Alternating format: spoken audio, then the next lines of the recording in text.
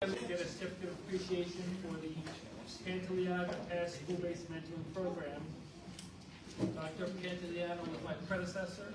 Dr. Pass is our assistant superintendent.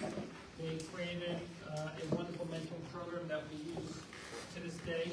They will be presenting to the entirety of New Jersey next week at a conference.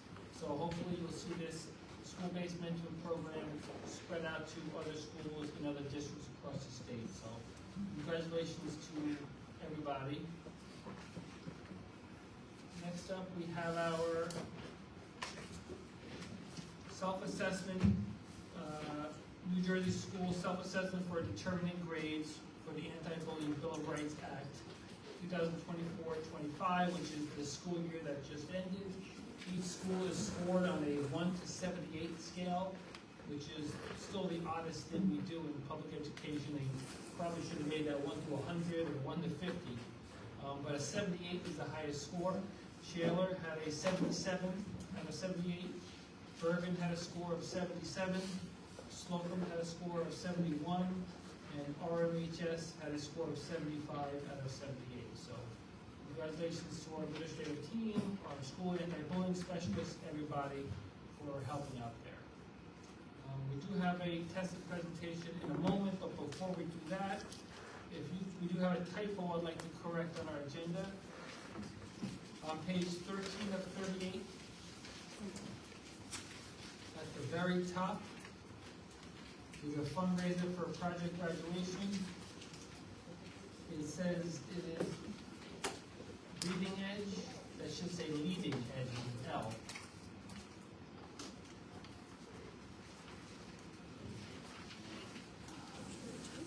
There's number 8, approval of fundraisers. Number 5, underneath that Project Graduation, it says just say Reading Edge. It's supposed to say Leading Edge with L. Just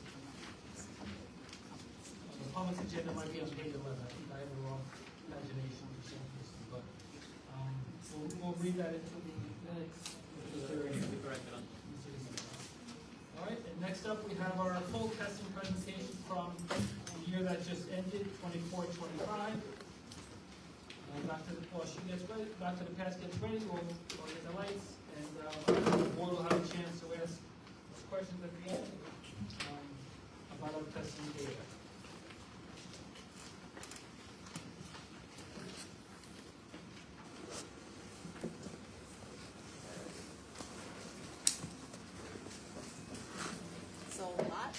I should start off by saying, this is the presentation for the Spring 2025 administration of the NJSLA. We did the GPA and Access for ELS earlier in the summer. Actually, Dr. Babbitt did it earlier in the summer. A lot of this information that's in the presentation is kind of said over and over again, but differently. So I'm going to try and go through it, and if I'm going too fast or if I miss something and you want me to go back, just let me know. But it's a lot of the same information presented differently. Hi, Chris. How are you? How are you? Good.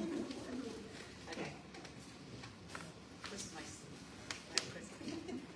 All right. The first, next slide, please. The first slide, thank you. Oh, my assistant, Principal Yang here, is going to do the slides for me. Thank you. So the first slide is our language arts from grades 3 through 9. I'm going to go through this rather quickly, but you have it there in front of you. For our 3rd grade, 50% of our students were meeting or exceeding, 18% were approaching, and 13.5% there was an increase in proficiency over last year. For 4th grade, 49% of our students were proficiency. Now, proficiency means that they passed the test essentially, and approaching means those students that are on the cusp of passing, given another question or two. So for 4th grade, 49% proficiency, 24% approaching. 5th grade, 57% proficiency with 18% approaching. 6th grade, 61% proficiency, 17% approaching. 7th grade, 66% proficiency with 14% approaching. 8th grade, 66% proficiency. 12th grade, 12% approaching. 9th grade, 59% proficiency with 15% approaching. and there was a 16% decrease in those students who passed from last year, and overall the district proficiency in NJSLA ELA was 59% proficiency. So our ELA scores tend to be better than our math scores year after year, and that's no different for this year. Next slide. This bar graph actually says everything I just said, but it's in a bar graph way as opposed to a chart. Next slide. The next slide is our NJSLA math scores for spring administration.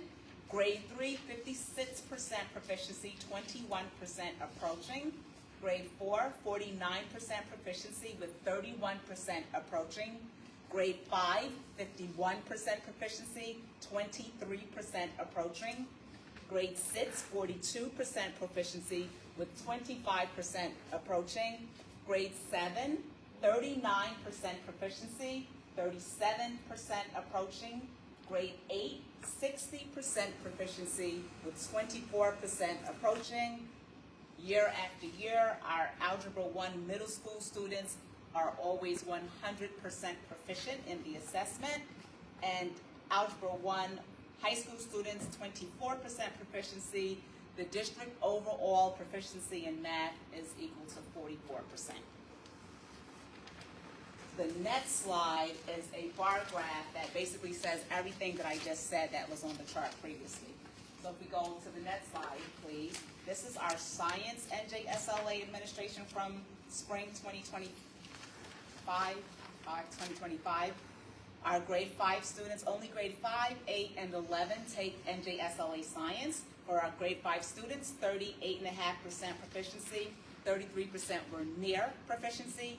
Grade 8, 22% proficiency with 40% near proficiency. Grade 11, 32% proficiency with 40% near proficiency. And our overall district proficiency was 30% for science. The next slide is a bar graph of the chart that I just stated. If you go to the next slide, this basically compares us to the state, and of note is that in grade 3 we were way above the state, and we were also above the state in grade 7. And those other areas were either equal to or a little below. And that is for ELA. That's ELA. The next chart is math, and for note, grade 3 we were well above the state, and we were also well above the state for grade 8 in math.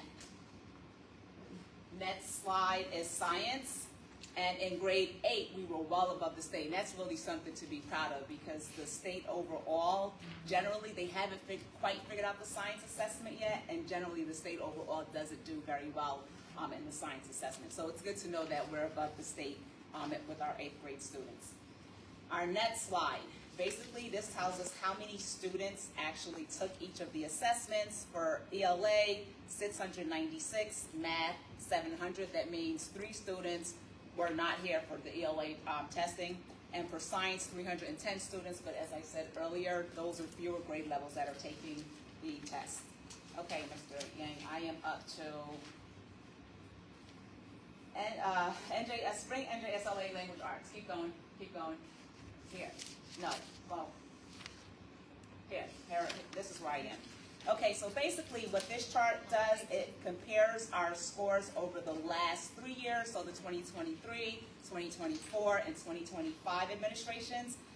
We were below proficiency over the last 3 years in ELA, but we consistently.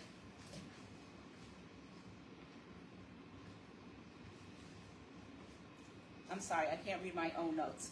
We were not below proficiency. We were above proficiency, above the state. We were above the state over the last few years, and we consistently have students that perform well in ELA in Richfield and also as compared to the state. The next slide is our math. No, the next slide is also ELA. Okay, I know, I'm sorry guys, so back up, I'm sorry. Again, as I told you when we started, it's the same information over and over again. So basically this first chart that I was just talking about only measures those students who were not meeting or partially meeting, which means that none of these students passed ELA.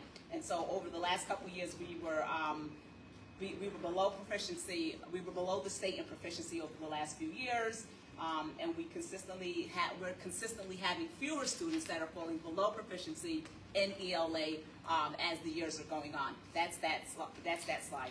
The next slide, we're still talking about ELA, but we're looking at students who are approaching, so those students who are on the cusp of passing, as well as those who met proficiency, meaning that they did pass.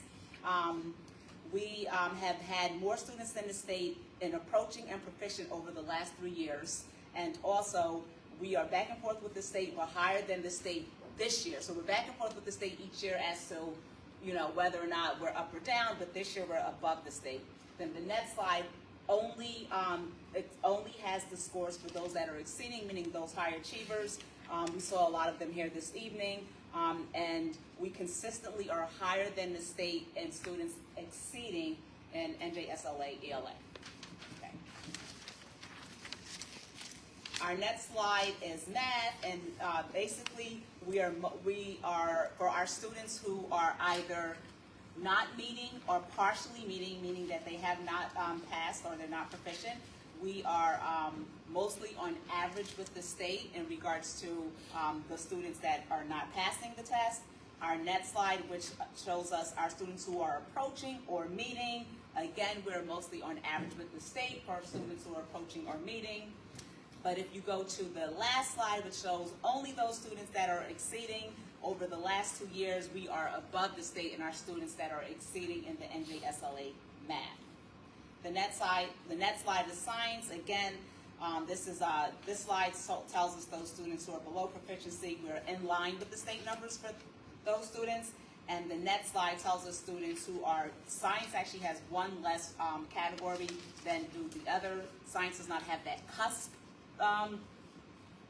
I guess, scoring as the other math and ELA. So this next slide basically tells us if they're proficient or advanced, meaning that they passed the test, and we're mostly above the state over the last few years.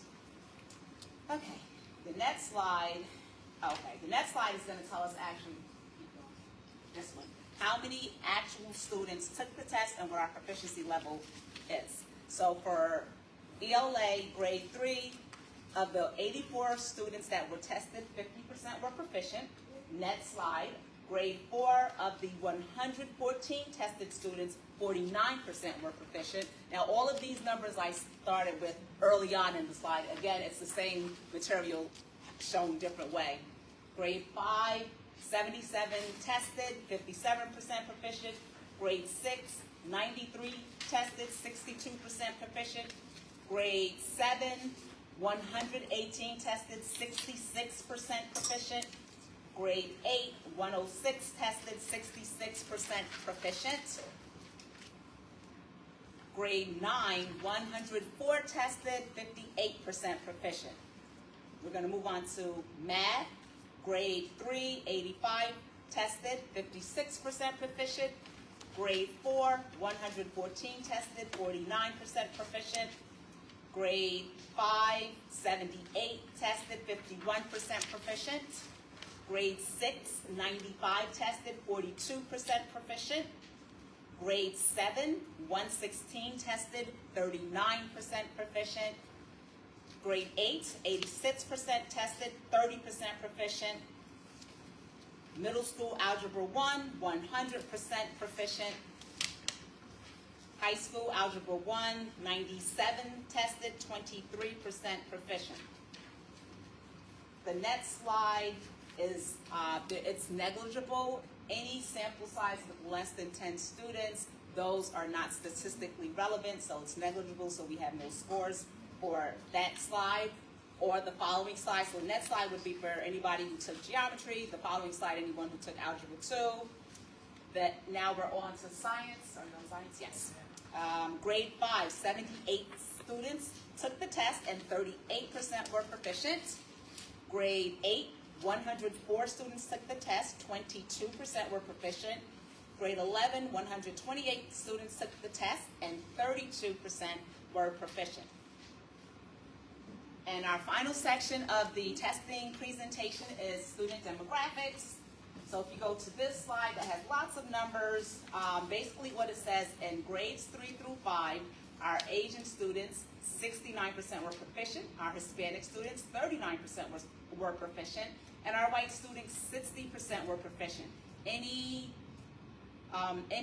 demographic group not mentioned is not statistically relevant because there weren't enough students to count in grades 3 through 5. Grades 6 through 8, 87% of our Asian students were proficient, 43% of our black students were proficient, 53% of our Hispanic students were proficient, and 75% of our white students were proficient. RMHS, 75% of our Asian students, 51% of our Hispanic students, 58% of our white students were proficient. And again, if a demographic group was not mentioned, it was not statistically relevant, as there were 10 or less students in that group taking the test. So if you go to the next slide, bar graph of everything I just said, and then go to the next slide. This basically, again, is just another way of saying it as compared to the state, if anybody wants to take a look. As compared to our, over the last 3 years, our ethnic groups, our subgroups over the last 3 years in their proficiency. Next slide. This is our math spreadsheet. And basically this says that for math in grades 3 through 5, 72% of our Asian students, 34% of our Hispanic students, and 65% of our white students were proficient. In grades 6 through 8, 52% of our Asian students, 14% of our black students, 21% of our Hispanic students, and 48% of our white students were proficient.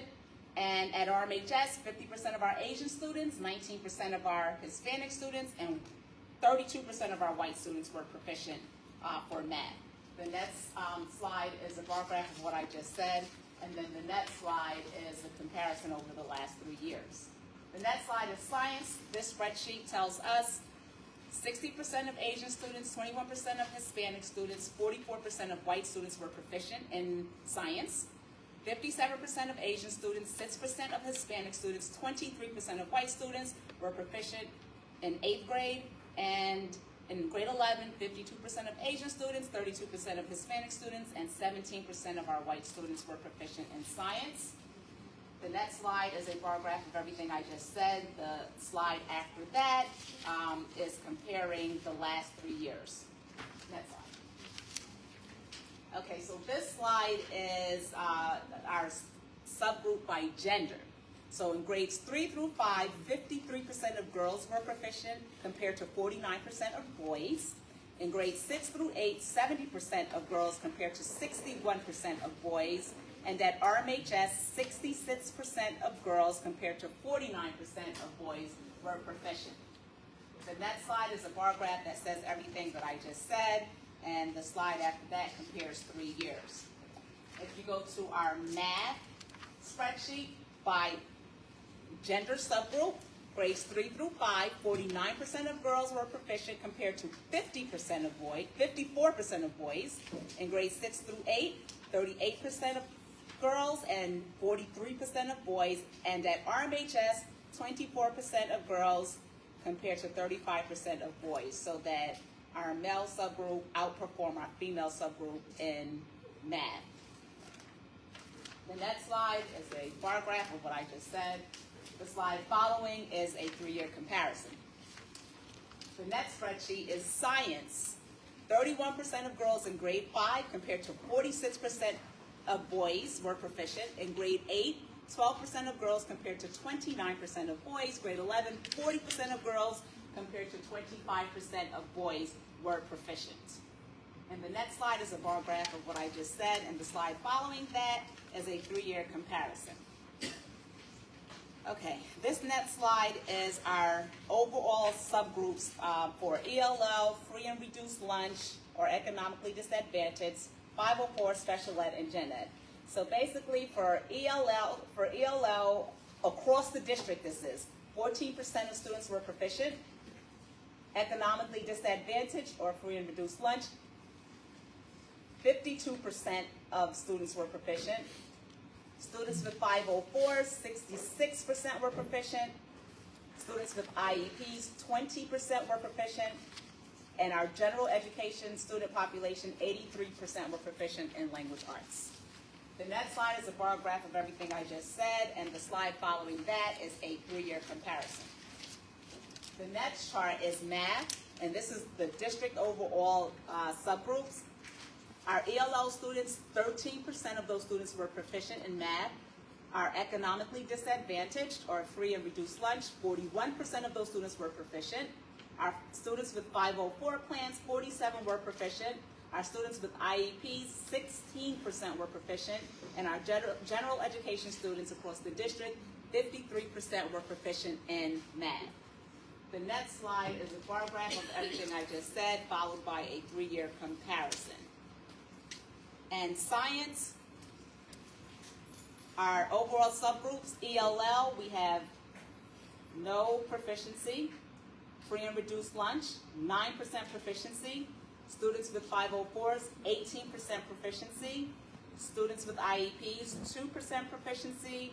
And our general education students, 13% proficiency in science, which we talked earlier about. Those scores have historically been low here in Richfield and across the state.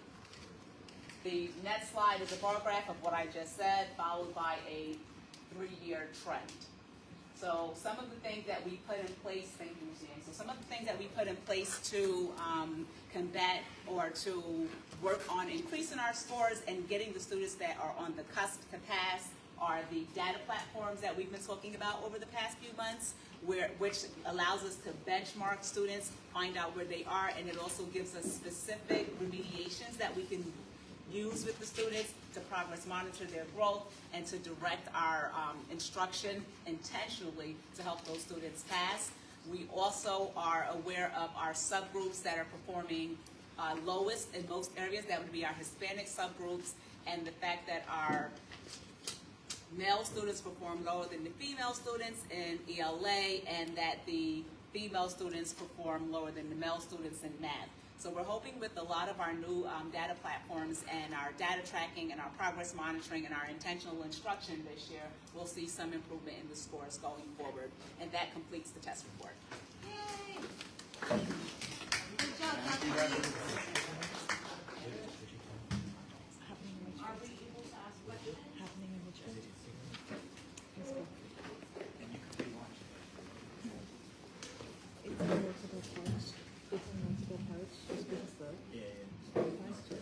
No, it's been fine. Anybody on the board have questions? I did. I had actually 2 different questions. So the first question was about the middle school math having 100% in Algebra 1, because only 20 of them took that, and then it drops to less than 10 at the high school. Yes. I'm just wondering, what is the criteria to be in the group that takes the Algebra 1? I'm assuming it's like an honors class or something like that. How does a student get into that?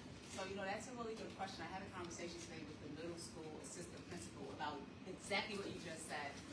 So a couple things. We had the AP and honors committee this year that were looking at our entrance requirements and also the requirements that allow students to stay in those classes, and also to make sure that we are meeting make sure that there's equitable access to those classes, right? That's the first thing. So we're looking into that. So basically it's like test scores, report cards, and teacher recommendation that get you in those AP and honors courses. However, we allow any student who wants to take it, they can actually request to go in the class, and then there's a criteria to remain in the class depending on how well or not they do. I am looking into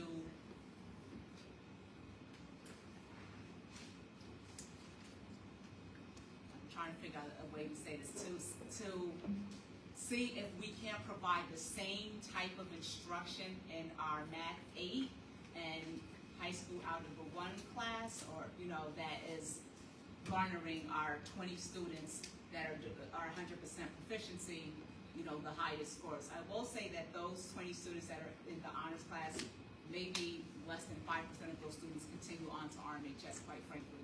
So we are looking into a variety of things, and we also are looking at how we are offering our math courses in our middle and high school. So these are all things that we're working on this year to see what we can do to kind of remedy that. So I don't have a direct answer, but we're aware of it. Do I need to let somebody else ask, or can I go to my next question? Okay. My second question was, you mentioned being aware of some of the skewed demographics in certain groups. are there any, like after-school programs or any other groups within the school leaning in as far as you're aware, like a Science for Everybody club or a Women in Math club or something like that? We have lots of clubs and activities that are offered, but we're also going to be offering Title I, Kelvin? Yes, Title I. Yes. Title I programs. We're going to start probably at the beginning of January that will actually concentrate on some of these skills and standards on the NJSLA leading up to the test to kind of get students thinking and to assist students who are not performing well. So we do have programs that we target the students. We also had benchmarking where we had interventionists at Bergen, Scheller, and Slocum. And the high school has study resource classes that also kind of are geared towards students who can use assistance in bringing up proficiency. So we have things in place. They just had a club fair in the high school a couple weeks ago. It's a pretty large, for a smaller high school, a pretty large selection that the kids had option to. Maybe 40% of them are academic and 60% are more cultural or artistic or maybe less academic, more fun type clubs. So. And we're looking into starting a gaming club also. We are looking into that. Which gives students another opportunity to generalize the skills and show how we're thinking. And hopefully it's going to show improvement on the test. In many areas. Yes. A lot of research on that. Yes. Yes, we're looking into that. Anybody online, if you have any funding for online gaming club, please share, send a DM. Okay, let's move on to committee. Education. Ms. Naved. You didn't mean it. Huh? Yeah, I don't know if you were talking about something that you were talking. I don't have it with me. But I don't know, that's my fault. I apologize for that. Lori, I'm sorry. By any chance, do you have your notes? I'm sure she does. I have notes, yes. I don't have the actual agenda that we were handed, but I do have notes. So we met on October 6th, and we talked about some of the administrative initiatives, including AP criteria for recommending into classes being under review with the curriculum and administrative teams. The middle school and high school, we're talking about the gifted and talented programs. So under the state, there is guidance for gifted and talented programs, and currently at the middle school and high school level, it's not a separate G&T program, it's more of the honors and AP classes. So they're working to develop a more substantial plan for gifted and talented that can run through all classes, is that correct? Yes, that would be in line with what the state deems as gifted and talented, yes. Yeah, so just kind of clarifying that and differentiating the gifted and talented program separate from being in an honors and AP course, which is a different thing. There is also a staff appreciation committee formed looking into the weeks ahead in May for all staff, not just specifically teacher appreciation week or day. So they've started their planning now. The benchmark session began in Linkit, and K-12 is being benchmarked in math and tested in grade something science. What's that? It looks like it says tested grade science, but I can't do what grade it says. It's scribbled fast. I wrote fast, maybe. And so for K through 5, they're being given a diagnostic test using MClass on Linkit. Grades 6 through 12 are taking the standard Linkit testing within the Linkit system. There was a county curriculum meeting which Dr. DePass attended, and several districts were, I don't know if it's fair to say, caught off guard about some of the lack of modifications available for screening at the K-5 levels. So if students who have an IEP in place receive certain modifications, the modifications do not carry over to all of the tests. Some of the tests are timed, and extra time is one of the first modifications usually implemented at the lower grades. That's right, that's just for the MCAS benchmarking, but Right. the standardized assessment system. Right, yeah, sorry, for standardized testing that it's still in place, but for the timed benchmark, their initial diagnostic may suggest that they're at a lower reading level or lower comprehension level than they actually are, because of that timed element to it. That it's different from other modifications they receive in class and in standardized testing. So there was discussion about what happened at the county curriculum meeting, what some other districts have said and suggested, and how Richfield is sort of responding to it, and Dr. Capas's team responding to that specific concern, because it is a concern in our district where we have ABA classes that have very specific needs. There's also letters being sent home within 30 days of the M-class testing. So the letter should address how it affects students in the long run. Sorry, I'll try to speed up a little bit. We discussed that there are new companies offering the NJSLA and GPA. It has moved to Cambium assessments because Pearson and the Department of Education apparently are no longer friends. There is guidance because of all of the changes to the testing platforms and the new benchmark and the new diagnostic testing.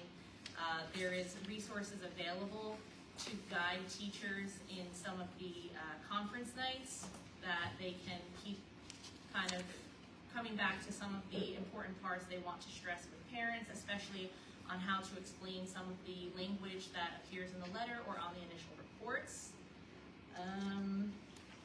We talked about the HIV presentation coming up, which was very good. I attended. And also we looked at the draft AI policy for a planned approval to start in January of 2026. The first reading, I believe, is tonight. And also we discussed esports. I brought some research to the committee meeting, and Dr. Anamone reached out for a free consultation with one of the companies, one of the leagues, I should say, as well as Kelvin and I are both signed up to attend different workshops about esports gaming at the convention coming up next year. And we're looking to start gaming. And they're also looking into starting a gaming club, which I'm very excited to hear. Yay. That was all. Thank you, Ms. Arden. Very nice. Operation? Thank you, Mr. President. Good evening, and we had an operations meeting on, forgive my voice, it's the allergies. October 6th, we had an operations meeting and a retaining wall update. Premier is waiting on an engineer's review approval of drawings to begin work on the retaining wall. On another note, an ESIP update. It's in its final stages, and today they started troubleshooting software and communication issues at Shayla, Bergen, and Slocum. And P.S. E&G will perform visual inspections of panels at the high school in Slocum on November 6th and 7th. So that's the operations part. Now, on a lighter note, next week is NJSLA workshop. And I'm very proud to announce that the Richfield delegation will be led by Dr. Anamone and Dr. DePass and Dr. Pantoliano will be presenting the Pantoliano-DePass model for school-based mentoring.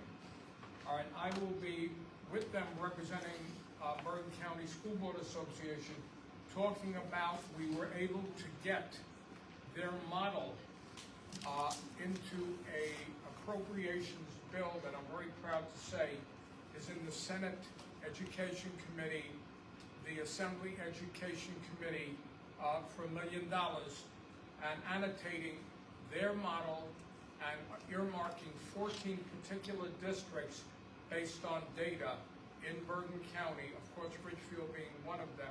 So we're crossing our fingers. So we're very excited about this, and we look for a great week, and we should have some great takeaways to bring back to the district. So thank you very much. Thank you, Mr. Jacobs. Ms. Harper, you're up again. All right, right, so the liaison committee with members of the mayor and council met on Wednesday, September 24th, 2025. We discussed some upcoming events partnering between the town and the school, such as the tree lighting happening on December 3rd at Columbus Park. One of the changes that's going to be happening this year is instead of the mad rush for hot cocoa and the line after, it's more of an open buffet for cocoa, that people can get their cocoa before the singing starts and between songs. So it should alleviate some of that chaotic mass movement in the street on Shaler Boulevard. The Winter Wonderland event may also be scaling back, specifically with the jumpy houses and some of the more expensive items. And I requested extra microphones so we can hear our fourth graders louder than we hear the mayor. No offense to him. We love the mayor, but we'll get more microphones. Thank you. There's also field trips planned for the spring to Borough Hall. Several different grades are attending trips to Borough Hall with Council President Compton Haley. This is an annual project that they undertake. The town has been promoting the HIV law event for the along with the anti-bullying committee in town. So we were hoping that a lot of people would attend that, which it was decently attended. There was a meeting that same day that we had the meeting between Frank and Ray from Borough Hall and Kelvin and Dr. Anamone. They discussed application rentals for Willis Field, which looks, at the time of this writing, looks like it came in under budget. Did we get final numbers on that? On the, Did it come in under right budget? now it's on the budget, but we're still waiting on some things that might come through. Okay. So Right, it right, looks yeah. like we're confident in saying it's under budget. Right. And there's one application rental, which was an old application that'll be grandfathered in until December 31st. They'll change over to the new rates and fees as of January of 2026. And one possible new application for rental of the field. Special cops are provided whenever the field is in use. And the Recreation Department had a Hall of Fame class in Willis Field. Did that already happen? No, we're finalizing who our Hall of Fame class will be, and then we'll be doing it at Willis Field either this winter or this spring. Okay, so that's upcoming. There was discussion about an alumni database and reaching out to past alumni coordinators, as well as maybe roping the local history club into that. The last big event that gathered multiple alumni was the 50 years of RMHS anniversary. And Should we be close to the 75 anniversary by now? That's 1958, so I don't know, somebody do the math, how many years? 1959 was the first class, so 1958. 42, 25, we get close. Yeah. How many years is that? 66. Oh, so another, The 50 year was a success. it was very Yeah. successful. We got the 75 to look for. Marianne? Being close. And that was it for the business of the meeting. Then just some spaces were discussed. There was an update on the retaining wall, which we already heard about. So the rest was just kind of recap. Mr. Marilla, anything international? No. Just checking. All right, next committee, we said we were going to do a committee of the whole on 5756. As the public can see, we are not a committee of the whole. We're missing 2 members. I am not going to have a discussion with the 2 most vocal people from last meeting not here, because I don't want to be accused of not addressing their concerns. So I want a motion, I'm going to make a motion to table our committee of the whole until we do have a committee of the whole. Because I don't think it's going to be productive if we discuss now and next meeting if they want to discuss again. I think we should discuss it once, do what we got to do, and get it done. So I need a motion to table the committee of the whole for this evening. Motion? Do I have a second? Second. Okay. All those in favor? Aye. Aye. Everybody? Will we be Okay. keeping it on the agenda in anticipation that we'll have 100%? And each time we don't, it'll just Yeah. be motion to table? Everybody, last meeting, everybody had concerns that they wanted to be part of the discussion. Right. So to be fair, No, I I agree with the can't motion. make them show up to a I'm meeting. just saying, like, it's not, it's gonna stay on the agenda until it happens. Oh, it's going to And if we have happen. 100%, Yeah. then it'll happen that night. Mhm. Okay. I was making sure I was understanding the process. Oh, yeah. Okay, so we're tabling. Let's move, can I have a motion to move into public comments and questions about resolution and discussion items only? If everybody was here. Second? Second? Thank you. Come up to the mic, name and address. Oh, Hold on, you Yeah, I want me have- to hold? sure. I'll hold. Oh, I'll let him. Statements made by individual participants are limited to a duration of 5 minutes unless otherwise announced at the beginning of the discussion. Board urges large groups to select one person to represent them. Board reminds those individuals who take the opportunity to speak to please step up to the microphone and identify themselves by name and address. The board may or may not respond to issues raised by members of the public. All comments will be considered and a response will be forthcoming if and when appropriate. The board asks all members of the public to be courteous and mindful of the rights of other individuals when speaking.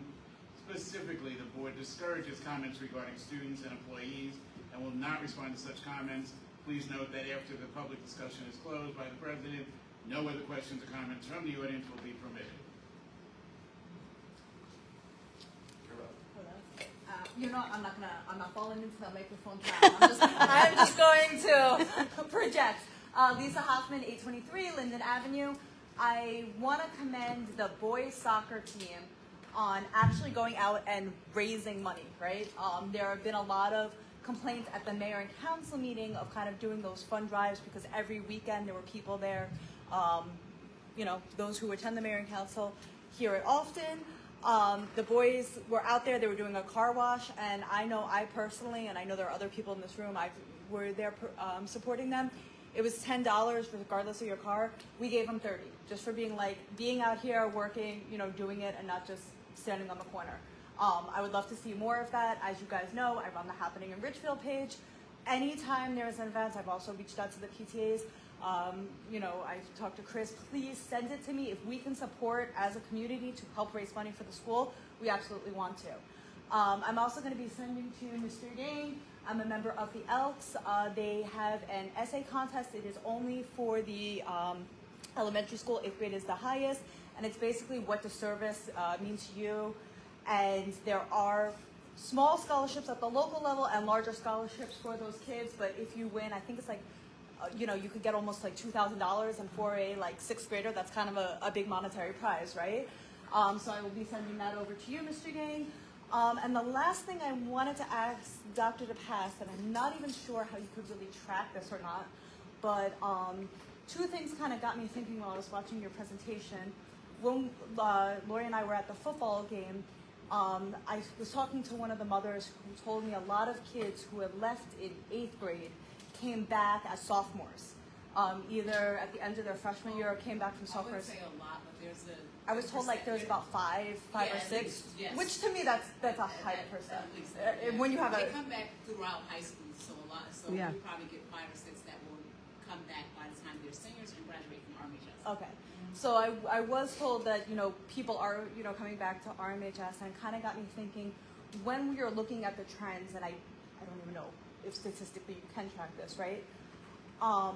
I know as a realtor, we have a lot of people moving into Richfield because it is an A school system.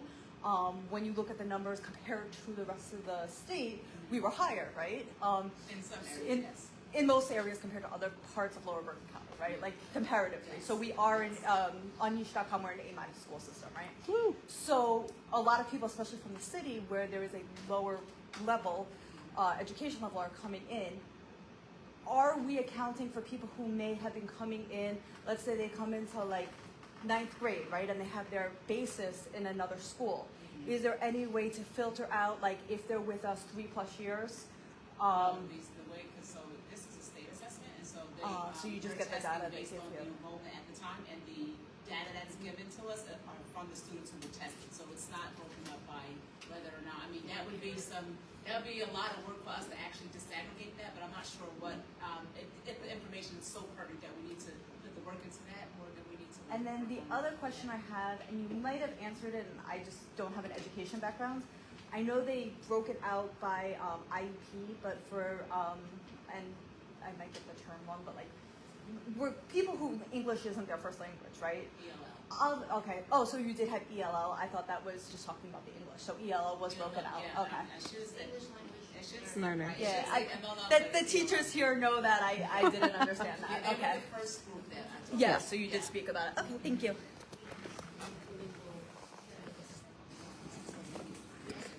Yeah. Oh, to let you know me, I always have the town events.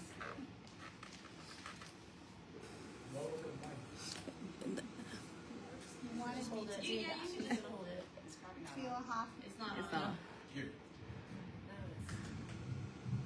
Spielhoffman, 823 Linden Avenue. Yeah, take this. Oh, no, it's on. I have a big mouth, I don't need it. I think you just weren't It's on moving now. close enough. Yeah, eat the mic. I'm sorry. I have actually two questions. The first one is regarding the revision of 2417, the policy.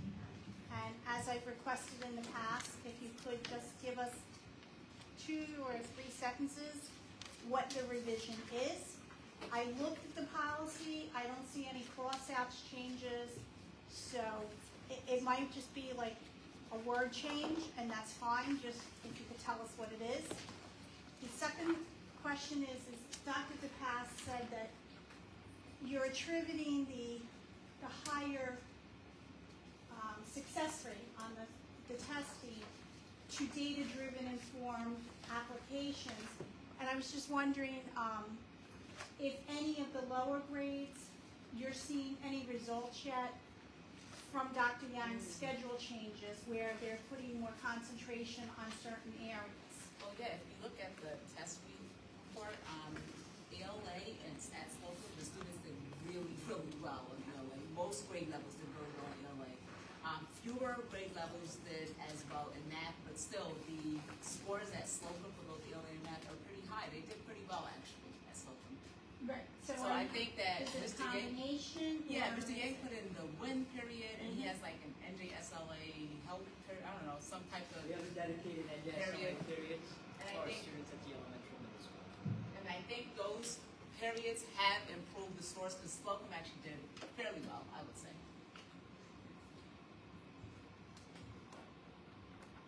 I had one more question, but I forgot what it was because I got lost with that ELA testing. Okay, thank you. If you remember, you just let me know. Okay. All right. I'm sorry. You got it? Yes. Done? I was just curious, I know we put solar panels on the buildings.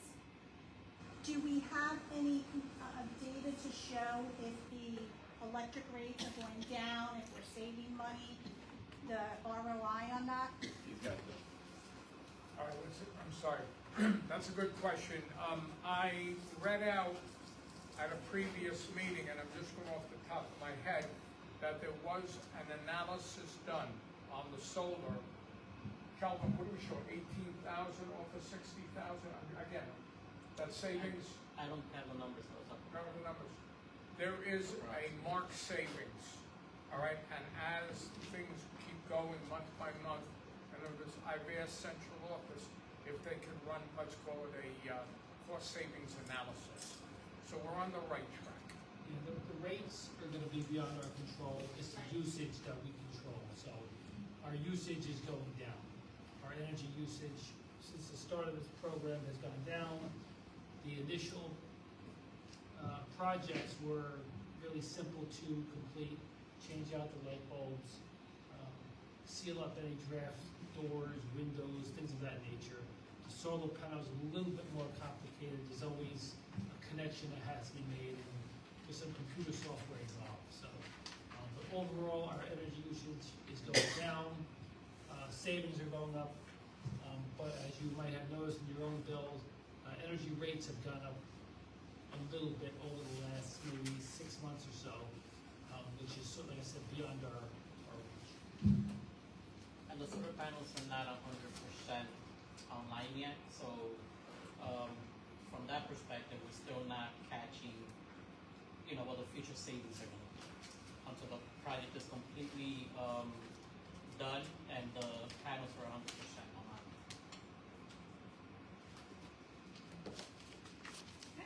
Excellent. It's really temperamental. Joanna Congleton Haley, 475 Abbott Avenue. I am also our Mayor and Council Liaison to the Board of Education. I just want to remind everybody here and those friends watching on the internet that there is no longer going to be any voting locations in Ridgefield schools. Our last location was at Bergen Boulevard School, but for the general election on November 4th, all voting in Ridgefield in person will take place either at the library or the community center. So if you used to vote at Bergen Boulevard, you're going to be going down to the community center.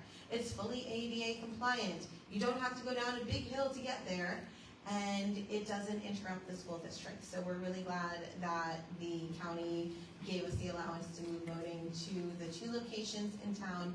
If you have any questions, you can go to the borough clerk's office and they'll give you more information. I wanted to personally thank the REA and a bunch of our teaching alumni who came out this past Saturday to celebrate Lillian Pagano, one of our former kindergarten teachers, in her book launch, which she hosted here in Ridgefield. It was a great event. I still have a panda tattoo because that's how great the event was. The tattoo just doesn't want to wash off. But it was nice to see all of the former teachers, school nurses, paraprofessionals, people who have retired, people who were there when I was in school, people who know my children, and some current staff members also came. So it was a great opportunity for Ridgefield schools to support, somebody who gave so much to our children.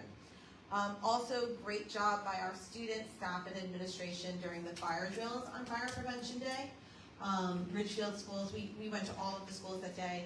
Ridgefield schools had it down. Like, there was no question, nobody was crying, children got out safely. They were super respectful and kind when the firefighters were talking. They were all very excited by Sparky the fire dog, who is now officially the most popular dog in Ridgefield, and he's not actually a dog.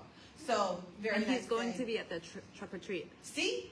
Sparky, man, I'm telling you, he should run for office. He would win. We have a couple of really great events coming up. Fright Night, which is a 2-night event this year. It's Friday, October 24th and Saturday, October 25th. 6:30 p.m. We're going to be doing the lineup going through in cars up Major Stockham Drive / Snake Hill.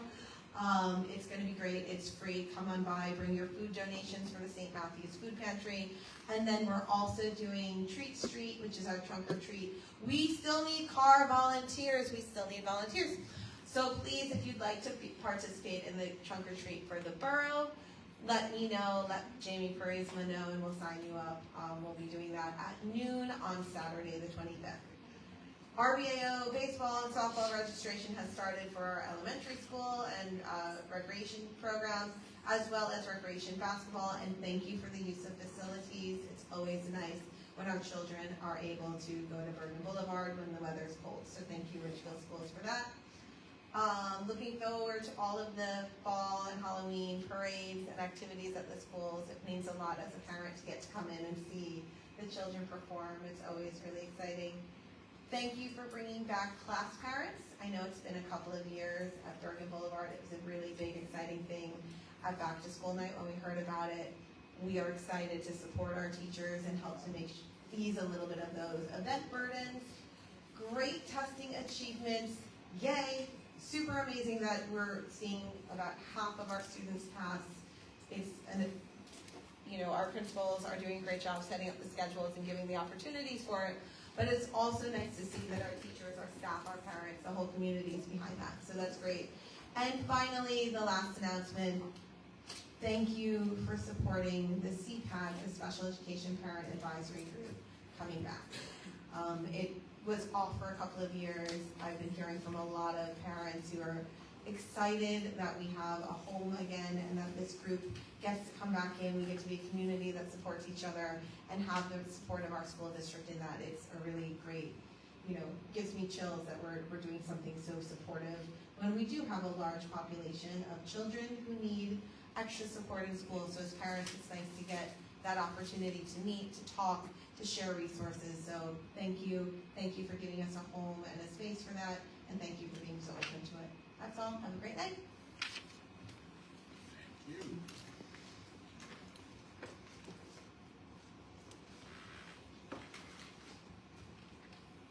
Anybody else? Going once, twice? All right, motion to close public comments and questions about resolution and then discussion items. Motion? Second. All right. Board member comments and resolution and discussion items. Actually, before anybody goes, I have a question. I'm 014. It's attendance liaisons. Correct. So I'll give you the, Just give me what they're doing because for the stipend. okay, so, as you've noticed, we've done over our QSAC report last year. A lot of the data we're seeing, we have students who are, there are too many students who are chronically absent. They're defined by the state as chronically absent when you're absent more than 10% of the school year, which is 18 days or more. We have a lot, it's not just high school kids who can't get out of bed, we have middle school students, we have kindergartners, it runs the gamut of K to 12. So one of our board goals one of our district goals this year was to attack the chronic absenteeism. We got some feedback from the county last year that we need to improve on reduce the number of students who are chronically absent. So put that aside, we created these attendance family liaison positions, which doesn't use tax dollars, it's title funds. Title funds are funds we get from the federal government each year. We have different titles, Title I, Title II, Title III, Title IV. They're earmarked for different spending areas. We do get audited, so you have to spend in the appropriate area. Whatever you don't spend of your title money on June 30th, you have to send back to the federal government. We don't get a lot of money to begin with, so we want to make sure we spend every penny of it and not even go to like June 29th spending it. We want to spend most of it early in the year so that there's no chance that we'll have to ever give anything back. We have a corrective action plan for each school. This is part of it. So the attendance liaisons, there's one at Shaler, one at Bergen, two at Slocum, two at the high school because they're larger schools. And their job for this stipend is to connect with families, knock on the front door if you have to, call home, email, do something to find out why is this student not coming to school every day or almost every day. And then develop an action plan for this student, perhaps a separate plan for that student, and on down the line. So we feel with that individualized focus that we can drive that number down. Okay, that answered my question. And like I said, it's title funds, so it's no taxpayer dollars, it doesn't come out of our regular budget.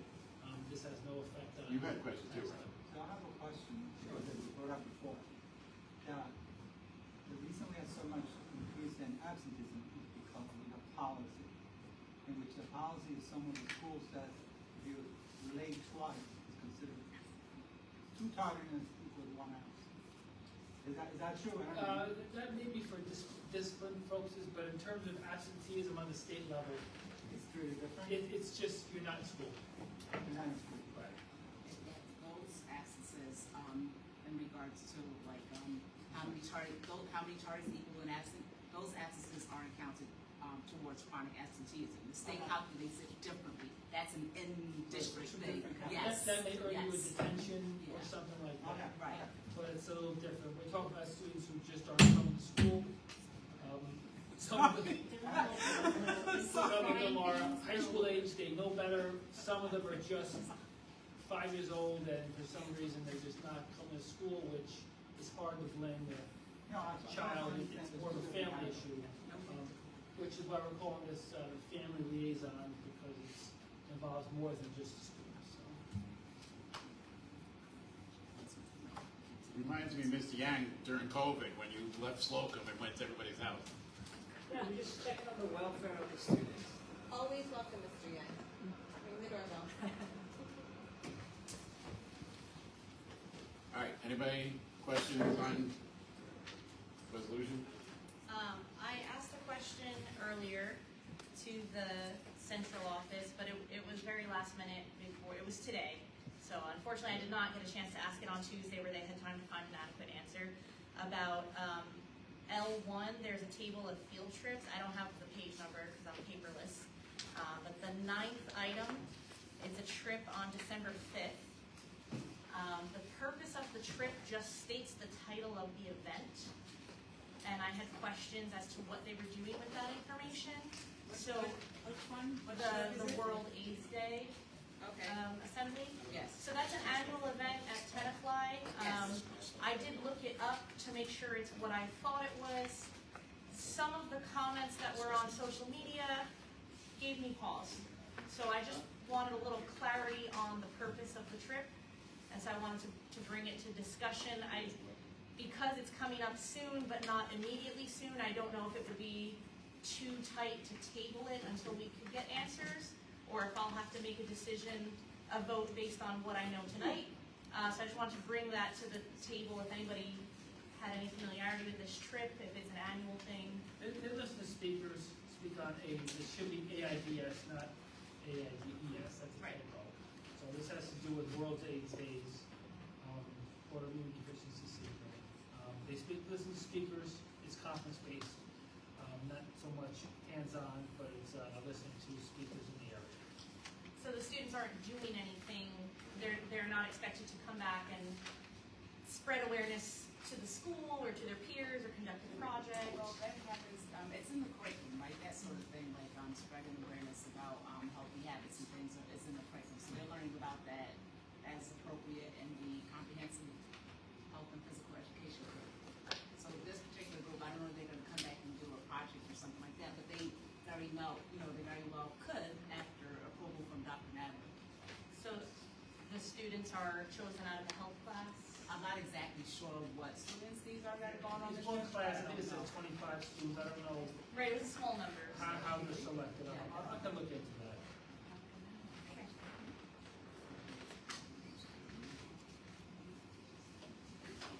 Voting on it, or do you still want to do? I'm comfortable voting, But as long as you get answers. yeah. I mean, so I'm You said, like you I'm said- gonna be voting no on this trip because of what I saw on social media. It gave me serious pause. But that's for each board member to look into. I mean, if you want me to share what I saw on social media, then I will. But if you don't, if you want everybody to look into it on their own, that's fine too. So, By all means, share. so some of the students from the Instagram post from last year, some of the key students were talking about their takeaway messages, and they were talking about the importance of starting on prep as a teenager, which can open them up to being perceived in a certain minority group within the school. That is not in the curriculum. Starting on prep is not in the Right, curriculum. it's not in our curriculum, but it is part of the assembly. So that's what gave me pause. Healthy habits, right? As well as a lot of the students said that their main takeaway was about like how to practice safe sex. Again, I believe it should be taught, but I don't know, like sending them to this other school district. I didn't like the way some of the students were talking about what their takeaways were of the program. So that's why I'll do your comments on Instagram. Yes, there was like an interview of like, what was your takeaway from the assemblies? I think it is an important topic to learn about. I'm just not sure because it's like something we haven't fully vetted. So.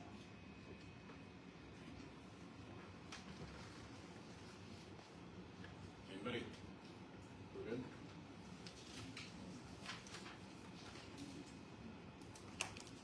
I think we feel old business. right, so let's approve the following consent items, J1 through Q1. Motion? Thank you. Second? Second. Mr. Boris is absent, Mr. Pristolius is absent, Mr. Griffin? Yes, but I recuse on K7, O14, and O16. Ms. Hoffman? Yes, but no on L1, item 9 specifically. Oh, wait a minute. Take 2 steps back. Approval of fundraisers, line 5. It's supposed to say leading edge, not reading edge. It's supposed to read it into the. Okay. Okay. I just read it. You good? Okay. Mr. Jacobs? Aye. Mr. Murillo? Mrs. Narvaez? Yes. Motion carries.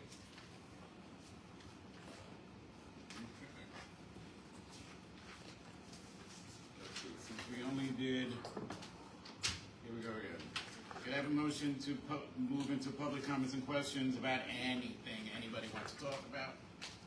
Motion. Second.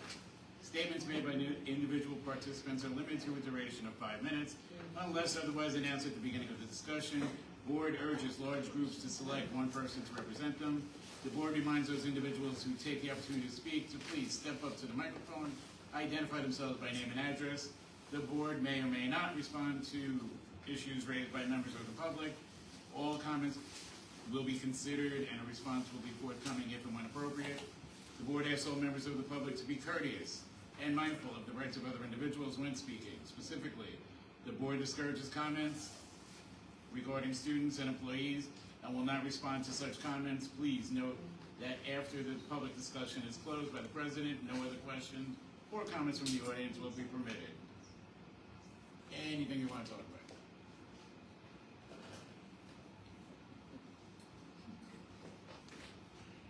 Mr. Severino.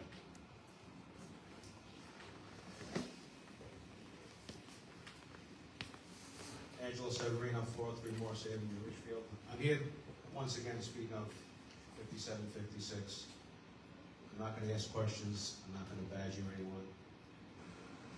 The vote went down a couple of years ago, which, from what I understand, is coming to light again now. I can only ask that, and there's the whole guidelines that I picked up when I came. This doesn't have to be adopted. At some point, I guess, obviously, we adopted it here in Richmond. My only concern is for the girls who are subjected to all of it. This allows boys to go in girls' rooms, locker rooms. It allows boys to participate in girls' sports. That's not fair for a young girl from 5 years old through high school. It's 17, 18 years old. That's my only concern. I mean, if the kid has whatever issues, God help them. However, at that age, and they have to be subjected to that, it's not fair. And they look to adults for help. You have the girl at a starting line at a track meet. She gets up there and she looks over and she sees a boy standing there. And she probably turns around and says, "Mom, what's going on here?" Like when you have a fight with your wife about your kid. And your wife's looking at you. You didn't take care of this or no? Same thing. I don't know if you guys have girls. You have daughters, nieces, friends with daughters. It's up to us to protect the girls in town, especially this town, because this is where we live and this is where you're serving. And to allow it, it's not right. It's not right. They need a voice. They need a voice to protect them. Are our girls getting dominated by one of those boys? Probably not, but could happen. And the fact this has been voted on and approved and implemented, this is a lot of work for the principal, for the superintendent, a lot of work We're here to educate kids, not this whole state stuff that they threw at us and you chose to adopt it. So at some point in the near future, I would hope you rethink it. Some of you voted on it, some of you didn't. Last time it came up, maybe you had a change of heart, maybe you didn't. But I absolutely believe that should be looked at again and revisited and deal with it in a different way, because you don't have to adopt this. It's optional. Optional. And you're disregarding the girls in town, the young girls, who have no other protections. Thank you.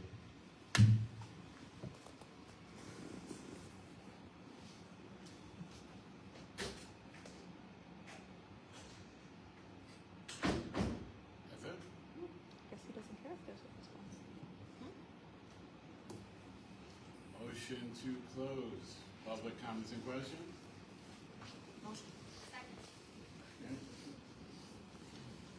I would have responded to Mr. Severino in just this way. It's on the agenda. Every board member said they wanted to be a part of discussing this policy. As you can see, I'm missing two. I'm not going to be not productive and not have everybody here for the discussion. It'll be a discussion. There's litigation in the state. When that litigation goes to the Supreme Court in New Jersey, they're going to come down with a ruling on how to address everybody's concerns. So sometimes it pays to be diligent and let somebody give us the answers that we need. We had it on the agenda to discuss it, to see how we were going to make amendments to it. Again, if I don't have a full board, and we said we were going to do a committee of the whole, I can't legitimately, if I put it to a vote now and everybody still voted to keep the policy, I would get accused of riding over these two board members, and I'm not going to do that. Some board members here were against it. I'm not going to put them on the spot by themselves and have them talk about it when they have nobody else on their side. So we're not saying we're not going to look at it. We're not saying we're not going to discuss it. We're not going to make amendments. But you elected this board to do policy and procedure. That's what we're supposed to do. So if I don't have two people that were elected to do policy and procedure, I'm going to wait till I have a full board and we're going to discuss it. And everybody's going to get a chance, because you know what? Everybody on this board has a different opinion about it. Some of them might be the same, somebody might be slightly different. But everybody's got to stay. And so I'm not going to ride over these two board members that didn't come tonight. I'm going to wait until they're here, and we're going to have a productive conversation. And that's what I would answer. We close public comments and questions? Motion to adjourn. I would like to bring up new business. I thought we went past new business. I don't know. I didn't hear it. All right, new business. So when I'm looking through the agendas, and again, this month, I was a little closer to the meeting because so I didn't have as much opportunity to ask questions. But I usually do, if I see a company listed for fundraisers, I do a little background research, just look up that company real quick. Some of those things, especially donations, who is it coming from, that kind of stuff. So with the field trips, there have been several times in the last 2 years since I've been on the dais that I've asked a lot of questions into field trips. I remember, like, Mr. Yang, I think, went on one field trip last year, and I questioned why is the principal leaving to go with 20 kids, and it was a special award ceremony, so it made sense. So I would like to make the motion that maybe we change or clarify how we're reporting it in the agenda, if under the student population or the school building or whatever, if we could have the group listed, because it's not always immediately evident from the purpose. And for my own nosiness, I would also like to know if there were any parent chaperones or outside community members on the trip. I don't know if we want to discuss that, but I would also have that question. Okay, think about one thing. What were we elected to do? Policy and procedure. If you start getting too deep into the day-to-day, it's not what we're supposed to do. So I don't think you are wrong to have concerns, but I think we should ask those concerns and get them addressed. Right. I don't know. Actually, I wouldn't have to bring up as many questions if it was like. I like the question. If it was on the chart of I like. get it, but I'm saying I like the question that you do your due diligence, so I appreciate that about you. Thank you. Okay, so I don't have a problem with you bringing up these questions. It's just think about, we can't overstep what we're supposed to be doing. I'm trying to get this board back to doing what we're supposed to do. Everybody needs to read their agendas. Everybody needs to read their policies. A lot of the criticism we got over the past 2 meetings was that we voted for a policy that nobody was that sure of. Right. But the thing is, everybody's supposed to read it. Read it, you have concerns, you bring them up. So for fundraisers, we can see the actual form that was submitted. We used to get that We can't see backup. the form submitted for a field trip. So that's the difference in my mind, is that like, I can't You get that? look up my own information because I don't know what was All right, submitted. we're gonna challenge him. Okay. So this way, in the backup for the agenda, you can out and out see it. Same thing like you said about the phone rate. So that we would do. It's just, I wouldn't put it on the specific agenda. Public facing? For, like, I think you should be able to get the information to make your decision, Right. but I don't think we should be putting it on the form, if you know what I mean. Fair enough. Okay? I can see how it would be a security concern.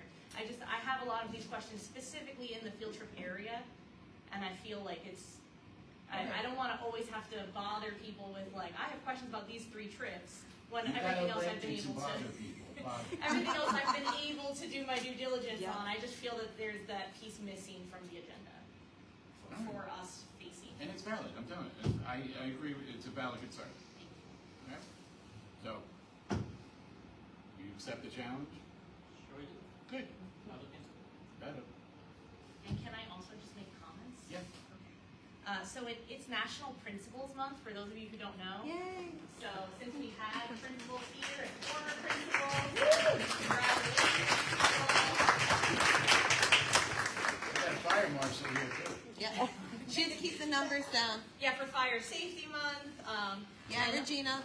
Also, not everyone knows, but Chris Cha led the Bergen County School Board Association in the Pledge of Allegiance at the county meeting. Since Yay, our last Chris. meeting. He did a fantastic job. Representative Richfield. And congratulations to everyone who got certificates. Thank you all, everybody else, for coming out. Whatever you're here for, we're glad to have active participation. That's all. Motion to adjourn. Motion. Second. Thank you, have a good night.